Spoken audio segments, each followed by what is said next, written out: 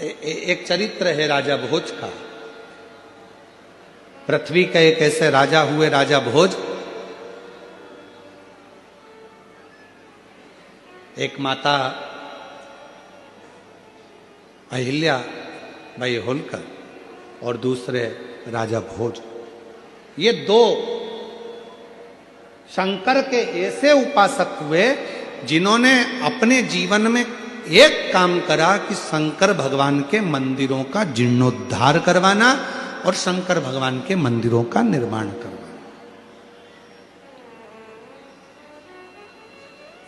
मां अहिल्याबाई होलकर जी ने भी शिव मंदिरों के बहुत निर्माण करवाए, बहुत।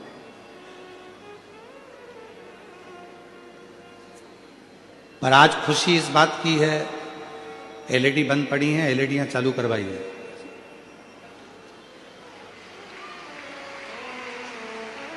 बीच वाले पंडाल की एलईडियां बंद हैं। आज सबसे ज्यादा खुशी, सबसे ज्यादा प्रसन्नता इस बात की भी होती है कि मां अहिल्याबाई होलकर जी ने जिन मंदिरों का निर्माण करवाया, जिन मंदिरों को बनवाया, राजा भोज जी ने जिन मंदिरों का निर्माण करवाया, जिन मंदिरों को जीर्णोद्धार करवाया, बनवाया, आज बीच में जगत गुरु शंकराचार्य जी जब प्रकट हुए और जगत गुरु शंकराचार्य जी ने चारों तरफ शंकर भगवान का खूब खूब गुणगान किया, तो पूरे दुनिया में जगत गुरु शंकराचार्य जी की प्रेरणा से शंकर जी के मंदिरों का और शंकर भगवान की आराधना का केंद्र भारत की भूमि रही। पर बीच में एक ऐसा समय आ गया था जिस समय में लोगों ने भगवान शंकर को एक और कर दिया था।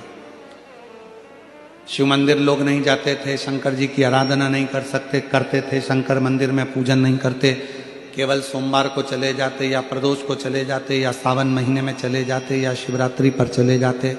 उसके अलावा भगवान शंकर की आराधना करने कोई नहीं जाता। और आज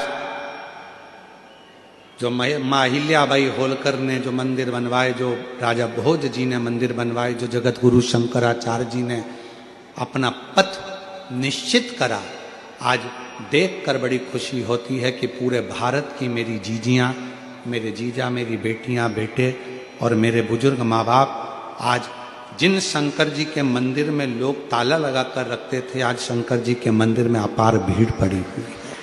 अपार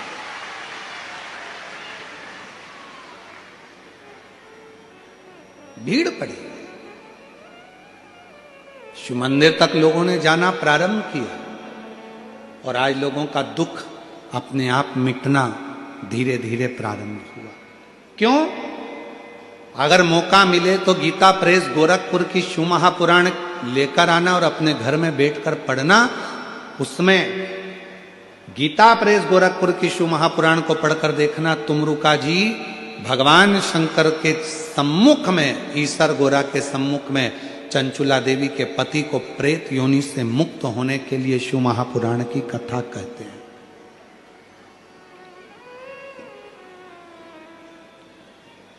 और जब शिव महापुराण की पोथी पूरी होती है, शिव महापुराण की कथा जब पूरी होती है, तो भगवान शंकर भगवान ने तुमरुका जी से कहा कि मांगो, इस कथा के विराम पर मैं आपको दक्षिणा क्या दूं? क्या दक्षिणा दूं मैं आपको? शिव पुराण विराम हुई है, इसकी दक्षिणा मैं आपको क्या दूं? तब तुमरुका जी ने कहा, बाबा बस एक वर दे दो। जब कलयुग बढ़े, घोर कलयुग जब बढ़ता चले जाए, चारों तरफ कोई ना कोई तन से दुखी होगा, कोई मन से दुखी होगा, कोई धन से दुखी होगा, कोई बीमारी से, इतनी बीमारियां कलयुग में बढ़ती चली जाएगी, इतनी बीमारियां बढ़ती चली जाएगी। किसी का लीवर, किसी की किडनी, किसी का थायराइड, कोई सोराइसिस, कोई हार्ट, कोई नेत्र, कोई ना कोई बीमारी घरों में घिरती चली जाएगी जैसे जैसे कलयुग बढ़ेगा। जैसे जैसे कलयुग बढ़ेगा, लोगों के पास धन तो बढ़ेगा पर उम्र कम होती चली जाएगी। क्यों? क्योंकि बीमारियां घिरती चली जाएगी। किसी को नहीं मालूम पड़ेगा कि जवान से जवान व्यक्ति भी अपने प्राणों को छोड़कर जाने लगेंगे।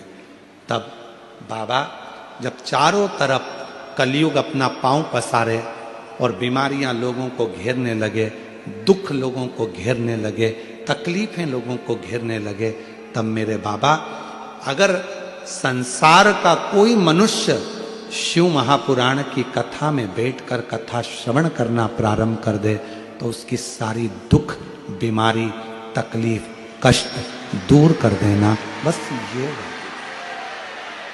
बस ये वर तुमरुका जी कह रहे हैं भगवान शंकर से कि मुझे केवल दक्षिणा में ये वर दे दीजिए, जो शिव महापुराण की कथा को जिस भाव से, जिस हृदय से श्रवण करता है बाबा, उसकी वो मनोकामना आप पूर्ण कर दें।